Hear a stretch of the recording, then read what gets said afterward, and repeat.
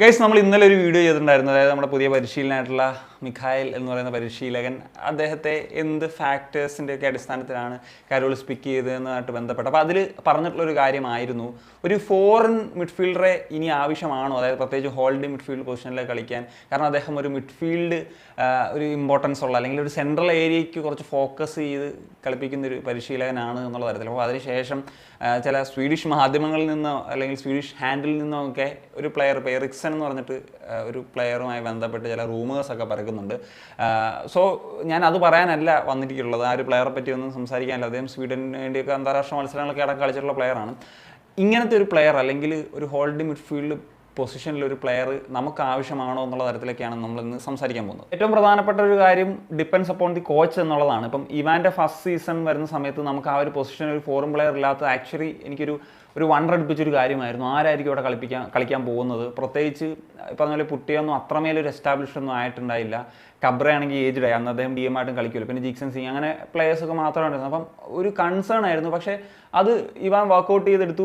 കഴിഞ്ഞ 3 സീസണിൽ അദ്ദേഹത്തിൻ്റെ അണ്ടറിൽ ഇന്ത്യൻ പ്ലേയേഴ്സ് മാത്രമേ അവിടെ കളിച്ചിട്ടുള്ളൂ. പിന്നെ ഇടയ്ക്ക് കാലത്ത് പറഞ്ഞ പോലെ ഇവാൻ കലൂഷിനി വന്നിട്ടുണ്ട് എന്നുള്ളതൊരു വാസ്തവമാണ്. എങ്കിലും കൂടുതൽ സമയങ്ങളിലും അങ്ങനെയാണ് കളിച്ചിട്ടുള്ളത്. അപ്പോൾ ആ സീസൺ നോക്കിക്കഴിഞ്ഞാൽ ജിക്സൺ പൂട്ടിയ, പിന്നെ ആയുഷ് അധികാരി ഉണ്ടായിരുന്നു. അതിനുശേഷം ജിക്സണോടൊപ്പം തന്നെ ഇപ്പം ഡാനിഷ്, വിപിൻ, ഫ്രെഡി, അതുപോലെ അസർ, അങ്ങനെ തുടങ്ങിയിട്ടുള്ള പ്ലേയേഴ്സ് പലരും അവിടെ വന്ന് കളിച്ചു പോയിട്ടുണ്ട്. അപ്പം ഇനി നമുക്ക് ഈ പറയുന്ന പോലെ ആ ഒരു പൊസിഷനിലേക്ക് വരുന്ന സമയത്ത് ഒരു കോച്ച് ഒരു ചേഞ്ച് ആയിട്ട് വരുന്ന സമയത്ത് അവിടെ ആവശ്യമുണ്ടോ എന്നുള്ളതാണ്. ഈ പറഞ്ഞ പോലെ കോച്ചിൻ്റെ ഒരു തീരുമാനമാണ്. കോച്ച് ആ ഒരു റോളിന് എത്ര ഇമ്പോർട്ടൻസ് കൊടുക്കുന്നു, അവിടെ ഒരു എക്സ്പീരിയൻസ്ഡ് ആയിട്ടുള്ള ഒരു പ്ലെയറെ വേണമോ എന്നൊക്കെയുള്ള ഡിപ്പെൻഡ് ചെയ്തിരിക്കും എന്നുള്ളതാണ് ഏറ്റവും പ്രധാനപ്പെട്ട കാര്യം.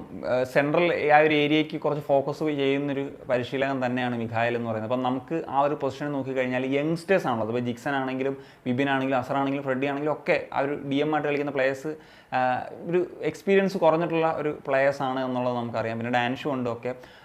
സോ അവിടേക്ക് വരുന്നൊരു സമയത്ത് നമുക്കിപ്പോൾ ഒരു എക്സ്പീരിയൻസ് പ്ലെയർ കൂടി അവർക്കൊപ്പം ഉണ്ടെങ്കിൽ അത് ഉറപ്പായിട്ടും തീർച്ചയായിട്ടും ഗുണം ചെയ്യുന്നൊരു ഫാക്ടർ തന്നെയായിരിക്കും.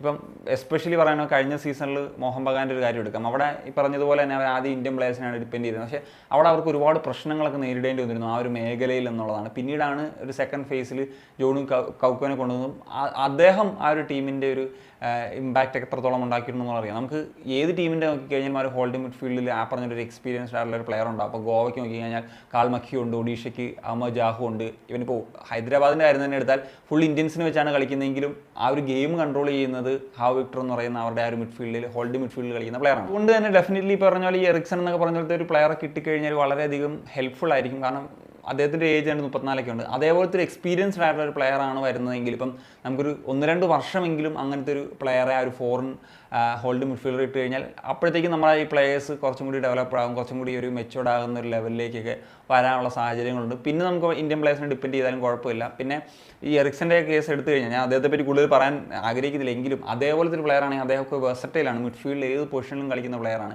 ഈ പറഞ്ഞ പോലെ നമ്മൾ ലൂണയ്ക്ക് ഒരു അമിതഭാരം കൊടുക്കുന്ന ഒരു പരിപാടി ഉണ്ടായിരുന്നു മിഡ്ഫീൽഡിൽ. അപ്പം അത് ഇങ്ങനത്തെ ഒരു പ്ലെയറും കൂടിയൊക്കെ വന്നു കഴിഞ്ഞാൽ കുറയ്ക്കാനായിട്ട് സാധിക്കും. അതാണ് അദ്ദേഹം സ്ഥിരം പണിയെടുത്ത് അദ്ദേഹത്തിന് എല്ലാ മത്സരത്തിലും 100 മിനിറ്റ് വരെ കളിക്കേണ്ട അവസ്ഥയാണ്. ഞാൻ അഡീഷണൽ ടൈമും കൂടെ കൂട്ടിയിട്ടാണ് പറയുന്നത്. അപ്പം അങ്ങനെ ഏറ്റവും ഇമ്പോർട്ടൻ്റ് ആയിട്ടുള്ള പ്ലെയർ, അത്രയും ചത്ത് കളിക്കുന്ന പ്ലെയർ അത്രയും ടൈം കൊടുക്കുന്നത് ആക്ച്വലി അതൊരു നീതി നിഷേധമാണെന്ന് ഞാൻ പറയും. അപ്പം അതേപോലത്തെ ഒരു മറ്റൊരു പ്ലെയർ കൂടി ആ ഒരു മിഡ്ഫീൽഡിൽ ഉണ്ടായിക്കഴിഞ്ഞാൽ ഉറപ്പായിട്ടും അത് ടീമിനൊരു ഗുണകരമാകുന്ന കാര്യം തന്നെയാണ്.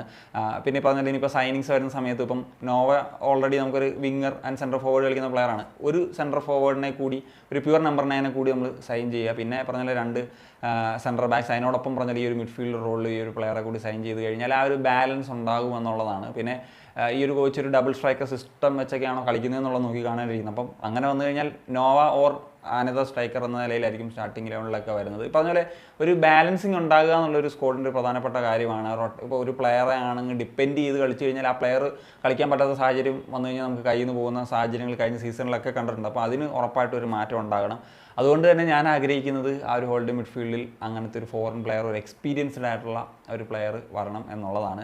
സോ നമുക്ക് വെയിറ്റ് ആൻഡ് സീ. ഈ ഒരു റൂമറൊക്കെ കേൾക്കുന്നത് എത്രത്തോളം സത്യമാണോ എന്നുള്ളത് അറിയത്തില്ല. അതിൻ്റെ ഫർദർ അപ്ഡേറ്റ്സ് വരട്ടെ, നമുക്ക് റിലേബിൾ ആയിട്ടുള്ള സോഴ്സസിൽ നിന്ന് കാര്യങ്ങൾ വരട്ടെ. അപ്പോൾ നമുക്ക് ആ ഒരു പ്ലെയറെ പറ്റി കൂടുതൽ കാര്യങ്ങൾ സംസാരിക്കാം. അപ്പോൾ നിങ്ങളുടെ ഒപ്പീനിയൻസ് ഉറപ്പായിട്ടും കമ്പോസ് കളിക്കാൻ